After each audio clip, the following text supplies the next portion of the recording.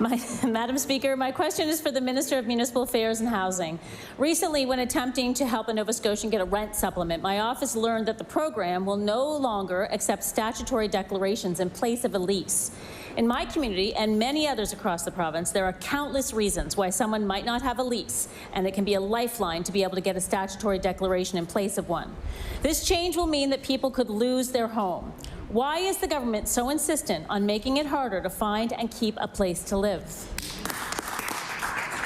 I recognize the Honourable Minister for Municipal Affairs and Housing. So I'd like to thank the member for the question, Madam Speaker, and I can say that we are in the process of tightening up some of our procedures, making them more in line with federal government procedures when dealing with programs that we put out. And the reality is that we had people apply for rent subs without a lease and then never rent, and we had to tighten that whole process up. So we recognize that it does make it a little bit harder, but certainly they are pre-approved for the rent sub. They simply need to rent the apartment, then we will provide the money.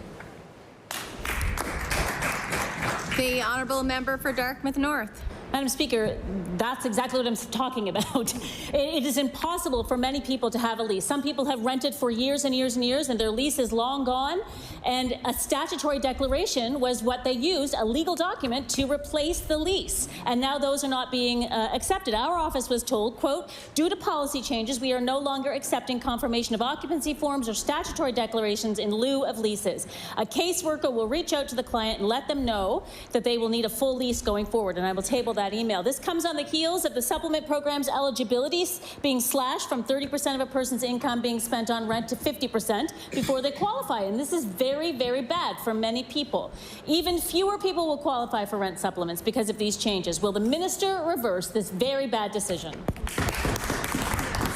The Honourable Minister for Municipal Affairs and Housing. So, Madam Speaker, the reality is we have one of the most robust and strongest rent sub programs in the country, and I've said it before in the House. When I go to federal, provincial, territorial meetings, the other provinces are saying we're not spending our Canada rent sub money. Can we spend it on something else? We're in the opposite position. We're far exceeding the federal contribution, and we will continue to do that. We now have 8,000 people on, almost 8,000 people on rent subs, and we continue to invest further in rent subs. We recognize their importance in our province.